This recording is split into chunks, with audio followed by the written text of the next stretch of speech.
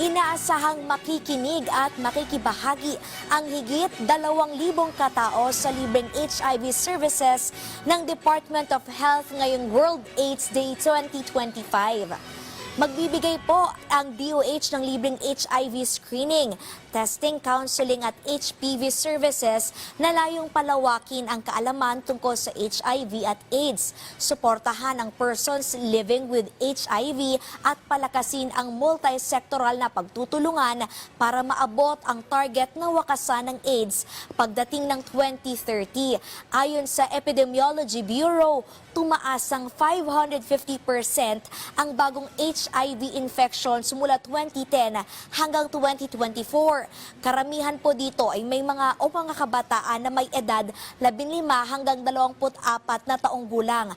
Kaya't pinalalakas ng DOH ang mga aktibidad sa HIV awareness, prevention at stigma reduction. Kasama sa mga inihandang aktibidad ang Zumba sessions, AIDS walk, HIV 101 Quiz B at talakayan.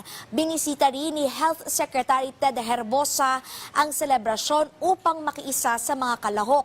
Pinapayuhan ang mga dadalo sa liwasang Aurora Quezon Memorial Circle na dumaan sa underground pass mula sa Commonwealth Avenue at magdala ng payong, tubig at personal maintenance medicines para sa kanilang kaligtasan at kaginhawaan.